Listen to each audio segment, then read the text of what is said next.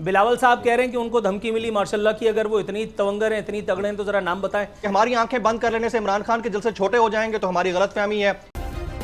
Subscribe करें और bell दबाएं ताकि कोई खबर रह न जाए। आज हमें जमील फ़ारूकी ने भी ज्वाइन किया है। मैं शुक्रिया अदा करूँगा जमील फ़ारूक के ख़ास तौर पर, क्योंकि नज़ीर लगारी साहब की तबीयत कुछ नासाज है, अल्लाह ताला उनको सेहत अता फरमाए। तो और साथ रोज़ाना की तरह नूरुल आरफीन मेरे साथ हैं। जमील, आज चूँकि आप प्रोग्राम में, वैसे तो आप बोल न्यूज़ का हिस्सा हैं, बहुत ज़बरदस्त गुफ्तगू करते हैं, लेकिन आज प्रोग्राम में चूँकि एक मान की तरह भी हैं, तो इसलिए आज आपसे प्रोग्राम का आगाज़ करते हैं। ये जो लंदन में बैठक लगी है, हुकूमत इस वक्त प्रैक्टिकली अगर हम देखें तो लंदन में है, वज़ीर आज़म और काबीना के कई अरकान लंदन में हैं।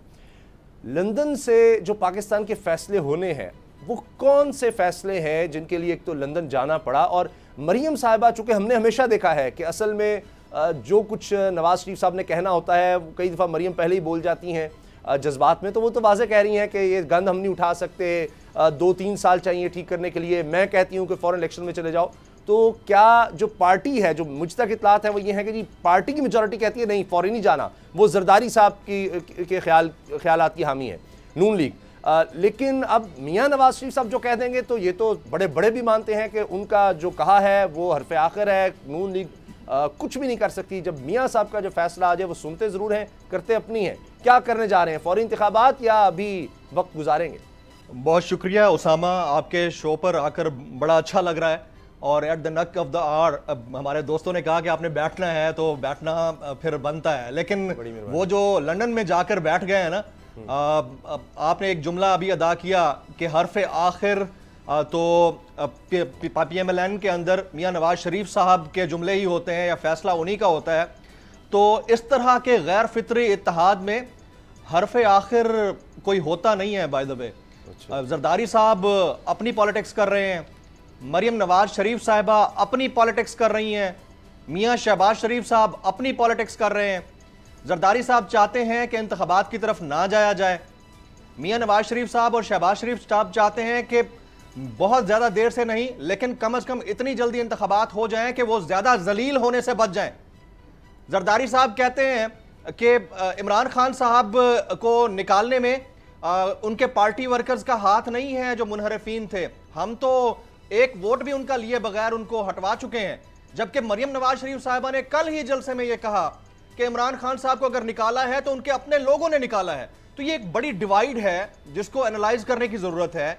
और अगर बयानिया बहुत जबरदस्त था मियाँ नवाज शरीफ साहब का या शहबाज शरीफ साहब का या मरियम नवाज साहिबा और हमजा शहबाज का, जिन्होंने लाहौर से इस्लामाबाद का मार्च किया, महंगाई मुकाओ मार्च, अगर ये इतना ही जबरदस्त बयानिया था तो वो काउंटर नैरेटिव के तौर पर सही तरह से या तो इस्तेमाल नहीं हो सका या इन्होंने गलत बयानिया इस्तेमाल करके अपने आप को मजीद जलील करने का सामान पैदा कर लिया है। मैं ये मानता हूं कि इमरान खान साहब की गवर्नेंस के ऊपर बड़े क्वेश्चन मार्क्स थे। इमरान खान साहब ने कोई अच्छे काम नहीं किए, उनके इर्द गिर्द 2 नंबर माफिया मौजूद रहा।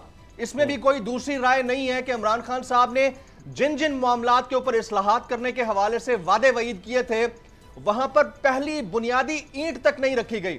लेकिन आपको you need to choose the lesser evil. ये एक प्रॉब्लम है जो कि अंडरस्टैंड करने की जरूरत है। ठीक है, आप अगर कंपैरेटिव एनालिसिस करें, उसामा मैं थोड़ा सा टाइम लूंगा, आप अगर पिछले 20 साल को देखें जिसमें ये तीनों चारों जमातें बशमूल आमिरीन आते रहे हैं, उसमें अगर आप देखें तो जब इमरान खान आए तो उनका रोना सिर्फ यही था कि पिछले बहुत बुरा करके गए हैं, और जब इमरान खान आए हैं तो वो यही रोना रोते रहे 3 साल तक। अब ये लोग आए हैं तो इन्होंने आकर रोना शुरू कर दिया है कि इमरान खान ने इस मईशत को डुबो दिया है, हालांकि उस दौरान कोविड-19 पेंडेमिक में था। अब अगर आप इन तीनों पिछले 20 साल का, 3.5 साल का और पिछले 1 महीने का कंपैरेटिव एनालिसिस करें तो मुझे तो ऐसा लगता है कि पिछले 20 साल से ये वाला 1 महीना ज्यादा बदतर है और पिछले 3 साल से तो और भी ज्यादा बदतर है। तो फिर इमरान खान अगर गवर्न ठीक नहीं कर रहा था या वो मईशत ठीक नहीं चला रहे थे, तो ये कौन सा ठीक चला के दे रहे हैं? सही है, बिल्कुल सही है। अब इस पर बिलावल भुट्टो, जरदारी साहब और मरियम नवाज साहिबा क्या कह रहे हैं मौजूदा हालात पर? नूरुल आरफीन, मैं चाह रहा हूं कि हम सुन लें, देखने वाले भी देख लें कि ये जो यानी इस वक्त जनरेशन आ चुकी है मैदान में बड़ी पार्टीज की, वो क्या कह रही है। बिलावल भुट्टो जरदारी साहब ने क्या कहा है असेंबली में, आपको दिखाते हैं। अदम एतमाद का एक रात पहले मुझे एक पैगाम पहुंचाया गया, एक धमकी दी गई कि हम फौरन इलेक्शंस माने या मार्शल लॉ होगा। जिस तरह से जाली वोटों से आया था, बल्कि हमने तो इज्जत से घर भेजा है उसको, हमने तो उसको आईनी तरीके से घर भेजा है। जाहिर है इलेक्शन तो होना है इस मुल्क में और इलेक्शन ही हल है। नूर आरफीन क्या कहते हैं?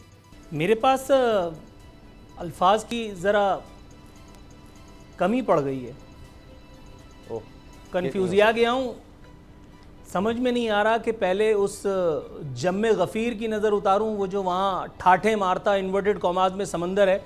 अगर आप सिर्फ ज़रा कैमरे को, उसकी स्क्रीन को ज़रा खोलेंगे तो पता चल जाएगा कि कितनी आवाम वहाँ है।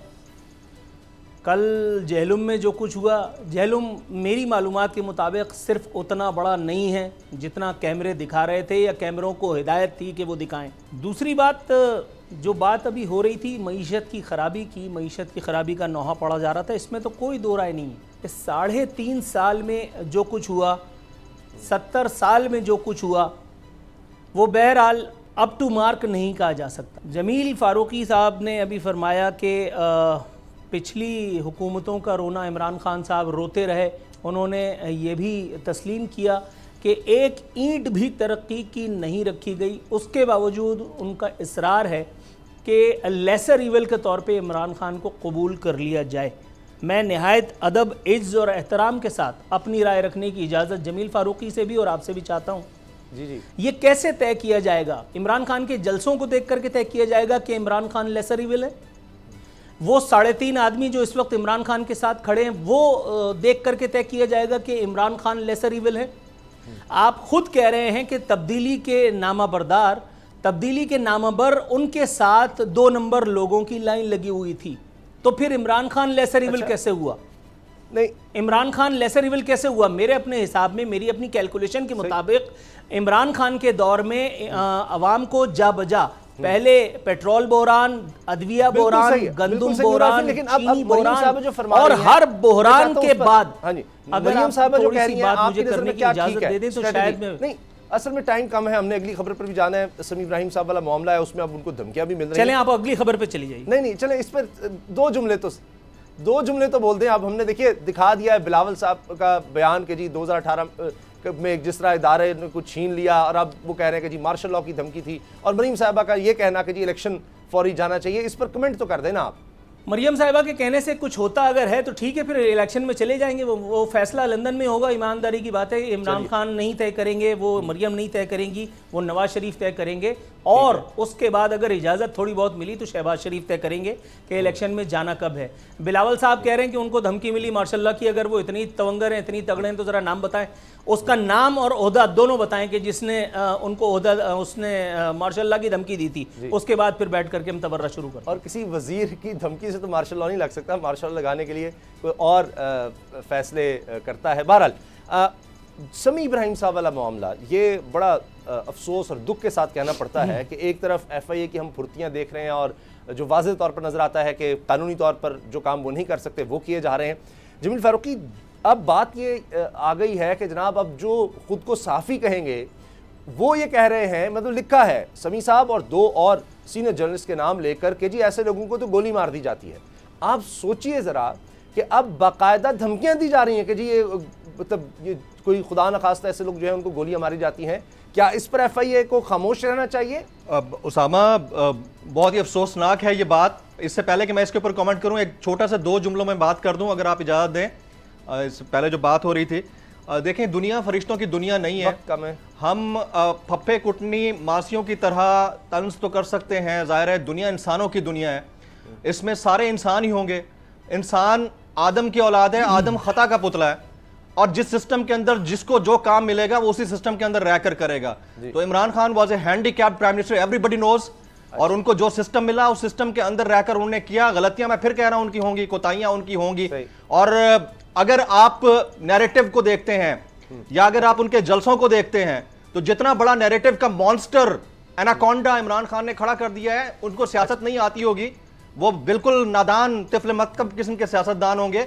लेकिन अगर हमने अपनी आंखों के ऊपर पट्टियां बांध रखी हैं और हम समझते हैं कि हमारी आंखें बंद कर लेने से इमरान खान के जलसे छोटे हो जाएंगे, तो हमारी गलतफहमी है। या इसी तरह मरीम नवाज शरीफ के जलसे छोटे हो जाएंगे तो हमारी गलतफहमी है। कमर्शियल ब्रेक है, तो इसको छोड़ दें। अब जो बात आपने की समी इब्राहिम साहब वाली, जी। बहुत अफसोसनाक है।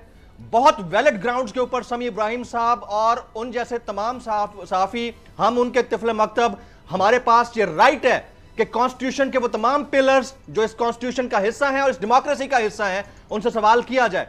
और अगर कोई भी किसी भी न्यूज चैनल का रिपोर्टर इस तरह उठकर खुले बंदों किसी को डबल एजेंट करार देता है, तो सबसे पहले FIA को निकलना चाहिए, यहां की वजारत इत्तलात को निकलना चाहिए, उस चैनल के ओनर को उठना चाहिए और उसको करार वाकई जवाब मिलना चाहिए, बल्कि कार्रवाई होनी चाहिए कि उसमें जुर्रत कैसे हुई कि आप सोशल मीडिया के ऊपर आकर, ये एक साइबर क्राइम एक्ट के अगर इसको अगर सही तरीके से लागू किया जाए मुल्क के, तो बहुत अफसोसनाक है, इंतहाई अफसोसनाक है। और समी इब्राहिम साहब काबिल एहतराम है, अरशद शरीफ साहब काबिल एहतराम है, इमरान रियाज खान, आप उनकी ओपिनियन से इख्तलाफ कर सकते हैं। ठीक है, देखें, न्यूट्रल नाम की चीज कोई नहीं होती, जानिबदारी किसी ना किसी के साथ हो जाती है। मेरी बात से किसी को इख्तलाफ होगा तो उसके लिए मैं न्यूट्रल नहीं हूं। बिल्कुल सही है, बिल्कुल सही है। नूरुल आरफीन, ये जो बात के नाम लेकर अरशद शरीफ साहब, इमरान रियाज खान, समी इब्राहिम, मुझे तीनों के साथ इत्तेफाक हुआ है काम करने का। आप इनको डबल एजेंट कहें, ये कहें, मैंने जितना अरसा इनके साथ काम किया है, मुझे ऐसी कोई बात नज़र नहीं आई। उनके ओपिनियन से आपको इख्तलाफ हो सकता है,